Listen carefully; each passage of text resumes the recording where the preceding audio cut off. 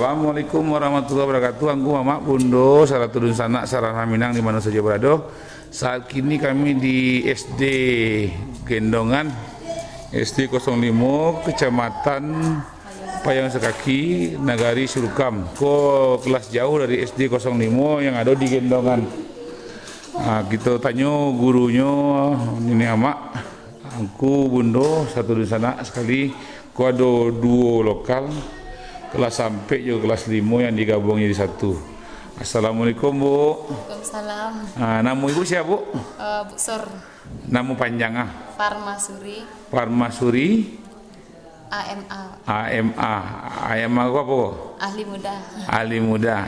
Ibu guru di Siko PNS atau honor? PNS. PNS. Jadi ditempatkan di Siko. Ada 7 anak Bu? 7 orang. 7 orang yang digendongan kok. Ko lokal awak ko kini masih ada 3 ruangan Bu ya. 3 ruangan angku ini ama yang di bawah tadi ko kelas 1 73. Ini ko kelas 6. Ko ada Pak Wali, Pak kepala guru awak, guru kepala sekolah.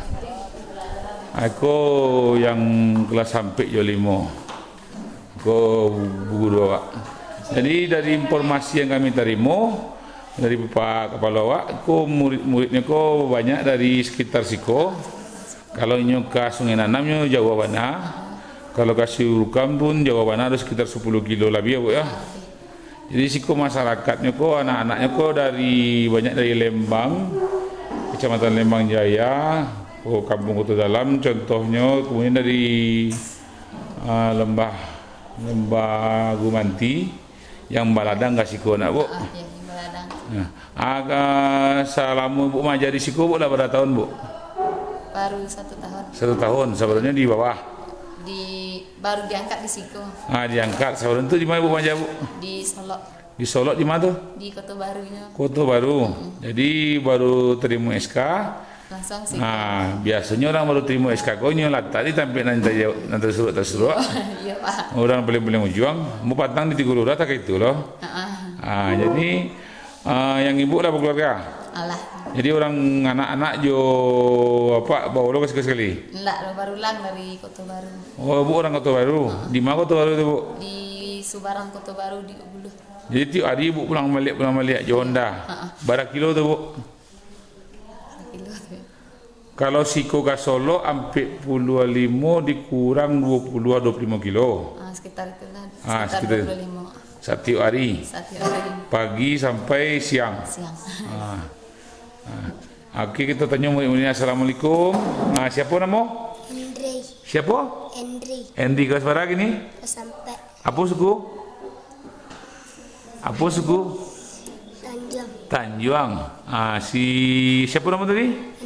Henry kelas sampai yang tiap hari sekolah seminggu berapa kali? Tiap hari. Nak apa dangan di Siko kadang-kadang nak sekolah apa yang menolong orang gaek keladang nak. Iya. Kalau keladang apa tolong orang gaek? Maka tu menanam bawang. Menanam bawang apa boleh? Tu ambil lado. Yo. Tu nanam lado. Nanam lado. Iya. Menyabi rumput. Ambil rumput ya. Yo. Apa jabi? Iya. Apa bariku jabinya? 2. Oh 2 ikut jadi menolong orang gaib pulang sekolah. Iya. Jadi namanya sekolah jam berapa masuk pagi? Jam 8. Ke Setengah 8. Pulang jam? Jam 1. Jam 1. Henry nama dia. Iya. Henry cita-cita jadi apa? Jadi guru. Oh syukur jadi guru. Ya. Rajin-rajin sekolah ni. Itulah aku ni Amak Bundo dari sekolah lokal jauh SD 05 Kecamatan Payang Sekaki Nagari Surukam yang bisa kita laporkan untuk kegiatan sumbangan seragam sekolah yang akan kita usahakan dari perantau Minang USA.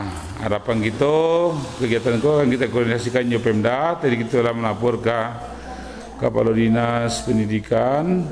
Mudah-mudahan bisa perlu ditukuk bersama-sama juga perantau Minang yang lain seperti Solo Seo Sakato S3. Begitu saja yang bisa kami laporkan. Armen Zulkarnain, LPM Marapalam dari Kabupaten Solo, Kecamatan PM Sukaki, Sumatera Barat. Assalamualaikum warahmatullahi wabarakatuh.